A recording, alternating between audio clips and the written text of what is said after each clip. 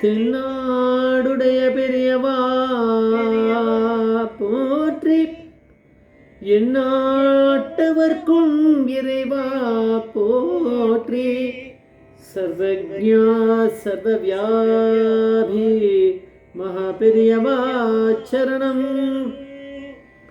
மாய பிறப்பருக்கும் மகாபெரியவா போற்றி, மாய பிறப்பருக்கும் மகாபெரியவா போற்றி. அபார கருணா சிந்தும் ஞானதம் சாத்துருப்பினம் ஸ்ரீ சந்திரசேகர குரும் பிரமாமதரம் கலியுக காட்சிமணி யூடியூப் சேனல் பிரத்யேகமாக நமது மகாபெரியோட பக்தர்களுக்கு ஏற்பட்டு கொண்டிருக்கும் அனுபவங்களில் ஒவ்வொரு நாளும் ஒரு அனுபவம். அதுக்கு ஒரு தலைப்பு, இன்றைக்கி அனுபவத்தோட தலைப்பு மருந்து போடாமல் எக்ஸீமா குணமாயிடுமா. மருந்து போடாமல் எக்ஸீமா குணமாயிடுமா. இந்த சேனலில் இதற்கு சப்ஸ்கிரைப் பண்ணாலும் பண்ணுங்க, தனமே பாருங்கள். நம்ம என்ன சொல்கிறான்னு டிஸ்கிரிப்ஷன் இருக்குது, நம்ம எல்லா எபிசோட்லேயும் அது இருக்குது. மருந்து போடாமல் எக்ஸீமா குணமாயிடுமான்னா பரமேஸ்வரன் நினச்சா நடந்துடும். இது வந்து ஸ்ரீ குமரேசன் மாமா அவருடைய சொந்த அனுபவம். இவர் வந்து குமரேசன் மாமா ஒரு இன்டர்வியூவில் சொல்கிறார்,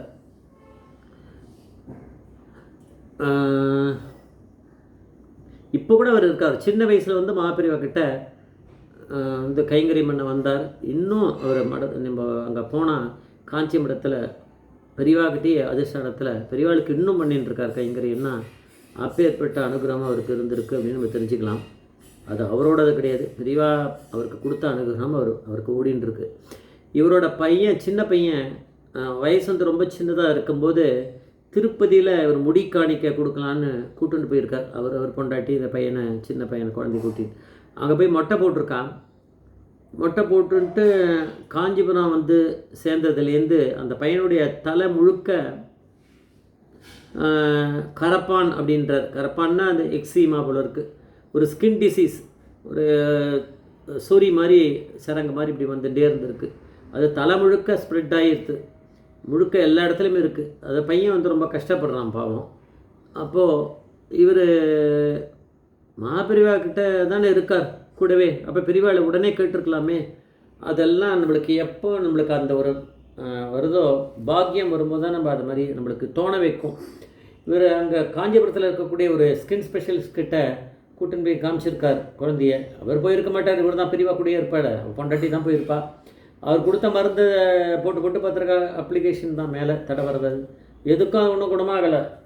அது அப்படியே தான் இருந்துருக்கு, அது குறை கூட இல்லை. அது ஒரு ஸ்டேஜ் ஆகும்போது தான் இவருக்கு திடீர்னு ஒரு நாளைக்கு, இவர் தான் பெரியவா கூடயே இருக்கார், அதை பார்க்குறதே கிடையாது, பெரியவா பார்த்துப்பா இல்லையா. ஒரு நாளைக்கு திடீர்னு ஞாபகம் வந்தது, பெரியவாக்கிட்டே கூட்டின்னு வந்து காமிக்கலாமேன்னு சொல்லிட்டு அவர் சொன்னார், நான் பெரியவா காலங்கத்தால் கிளம்பிட்டார், நான் பெரியவா கிட்ட போகிறேன், நீ வந்து நம்ம பையனை கூட்டிட்டு குழந்தைய கூட்டிட்டு நீ வா அப்படின்னு பொண்டாட்டிக்கிட்ட சொல்லிட்டு போயிட்டார். வந்தாலும் வந்த உடனே அவள் நமஸ்காரம் பண்ணிவிட்டு குழந்தைய காமிச்சு சொன்னாலும், இந்த மாதிரி அவனுக்கு தலையில் இந்த மாதிரிலாம் வந்திருக்கு அப்படின்னு. பெரியவா அப்படியான எல்லாத்தையும் கேட்டுட்டாராம். கேட்டுன்ட்டு பக்கத்தில் அதான் பார்க்கணும், நம்ம யார் மூலமாக அங்கே கூட இருக்கிறது நம்ம குமரேசன் மாமா, அவரோட பிள்ளைக்கு தான், குழந்தைக்கு தான் இந்த மாதிரி இருக்குன்னா குமரேசன் மாமா கைங்கரியம் பண்ணிட்டுருக்கார். போய் ஒரு தேங்காவை கொண்டு வா அப்படின்னாராம். தேங்காய் கொண்டு வந்தாராம். தேங்காய் கொண்டு வந்து அந்த தேங்காவை கையில் வச்சுட்டு பெரியவா சொல்கிறாளாம், இதை வந்து இதுலேருந்து தேங்காய் பால் எப்படி எடுக்கணும்னு நான் சொல்லித்தரேன் அப்படின்னு பெரியவா சொல்கிறாளாம். இதை உடைக்கணும், இதில் இருக்க ஜலத்தை கீழே கொட்டின பிறகு அதை பத்தியாக போட்டு அதை அரைச்சி நல்லா திக்காக அந்த இது ஆக்கி அந்த பாலை எடுத்து எந்தெந்த இடத்துல இருக்கோ அந்த இடத்துலலாம் தடவணும் அப்படிங்கிற மாதிரி அப்ளை பண்ணு, சரியாக போயிடும் அப்படின்னு அந்த தேங்காய் எடுத்து மடியை காமி அப்படின்ட்டு அது கையில் அந்த குமரேசன் பொண்டாட்டிக்கு வந்து போட்டிருக்காரு. அவள் எடுத்துன்னு போனான். அவள் வீட்டுக்கு போயிட்டா. இருந்தாலும் அவளுக்கு வந்து சரி ஆத்துக்கார் வந்த உடனே பண்ணால் போகிறோம், நம்ம ஒன்று இப்போ அவசரப்பட்டு பண்ண வேணான்னு சொல்லிட்டு அவள் அப்படியே வச்சுருந்துருக்கா போல இருக்குது. அது இருக்குது. குழந்தைக்கும் சரியாச்சா இல்லையா அப்படிங்கிறத அவன் பார்க்கல. ஏன்னா வழக்கம் போல் அது ஒன்றும் ஆயிருக்காத, எப்பவும் போல் அந்த தலை முழுக்க அப்படி தானே இருந்துட்டுருக்கு அந்த எக்ஸீமா. சரின்னு சொல்லிட்டு இவர் அப்புறம் போயிருக்கார் மடத்தில். இவர் முடித்த பிறகு இவர் வேறு யாரோ பார்த்துப்பால ராத்திரி டயத்தில் இவர் வீட்டுக்கு போயிருக்கார். போயிட்டு அந்த அந்த தேங்காய் எடு, நம்ம அரைக்கணும், இப்படி அரை அப்படின்னு சொல்லிட்டு இன்ஸ்ட்ரக்ஷன் கொடுத்துட்டு குமரேசன் மாமா அந்த பையனை கூப்பிடு அப்படின்னா பையனை கூப்பிட்டு வந்து அங்கே உட்கார வச்சலாம். வந்து பார்த்தான்னா அது வந்து ஷாக் ஆகிடுது அவருக்கு. தேங்காவை எடுத்தான், தேங்காவை அரைக்கக்கூட இல்லை, பாலெல்லாம் ஒன்றுமே பண்ணல, தேங்காய் எடுத்து உடைச்சாலான்னு கூட தெரியல. அங்கே போகிறதுக்குள்ளே பையனை இங்கே கூப்பிடுவான்னு வச்சுட்டு எந்த இடத்துல தடவணும் என்னன்ற மாதிரி இப்படி கண்ணான்னு இப்படி பார்க்குறாராம். பார்த்தாருன்னா இது என்னன்னு சொல்கிறது, உலக அதிசயம். எதையோ சொல்லிட்டு இருக்கோம், உலக அதிசயம் நம்ம எதோ சொல்கிறோம். இதெல்லாம் பார்க்கணும். அவர் எங்கே தடவணும் என்னன்ட்டு உட்கார்றா அப்படின்னு சொல்லிட்டு பையனை உட்கார வச்சுட்டு தலையை எங்கே பார்க்கணுமே, சரங்கா தானே இருக்கும், தலை முழுக்க அப்படி இருக்குமே பார்க்கலான்னு பார்க்குறாரு.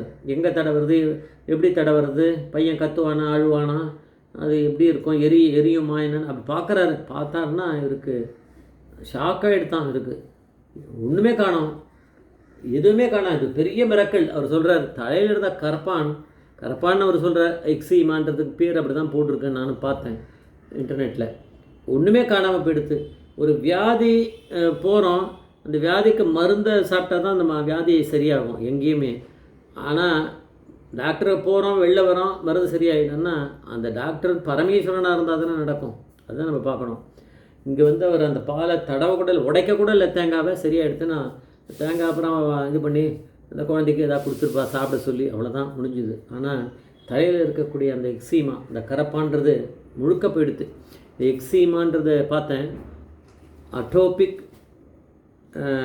டெர்மட்டிட்டிஸ் அப்படின்னு, patches of skin rough with inflammation அப்படின்னு போட்டிருக்கு. அது வந்து விச் காசஸ் இட்சிங் அதெல்லாம் போட்டிருக்கு, ப்ளீடிங் எவ்ரிதிங் அதெல்லாம் நம்ம இதில் போட்டிருக்கு. ஆனால் இந்த கேஸில் இவனுக்கு அந்த பையனுக்கு எல்லாம் இருந்திருக்கு.